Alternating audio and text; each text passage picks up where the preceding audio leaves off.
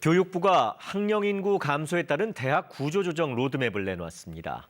적정 학생 충원율을 충족하지 못한 대학에 대해서는 권역별로 30에서 50% 정도 정원 감축을 요구하고 교육 여건의 위험도가 한계에 다다른 일부 대학들에 대해서는 폐교 명령까지 내릴 계획입니다. 김수연 기자가 보도합니다.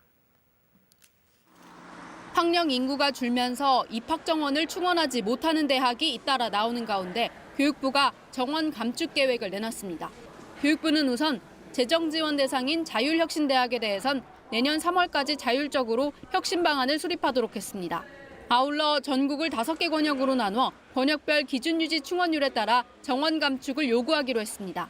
유지 충원율은 대학이 재정 지원을 받기 위해 일정 수준으로 유지해야 하는 신입생과 재학생의 충원율을 뜻합니다.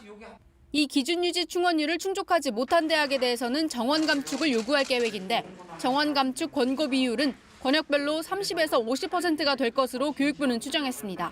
유지 충원율 점검이라든지 정원 관리의 총량적 접근 두 가지 축으로 실질적인 정원 조정 효과가 있을 걸로 그렇게 기대를 합니다. 또 학생 충원율과 교육 여건, 임금 체불 규모 등을 분석해 위험도가 높은 대학은 한 개 대학으로 지정하고 집중 관리에 나서기로 했습니다. 특히 위험 대학은 위험 수준에 따라 3단계로 나누고 3단계 위험 대학에 대해서는 개선 명령을 이행하지 않거나 회생이 불가능한 경우에 폐교 명령을 할 계획입니다.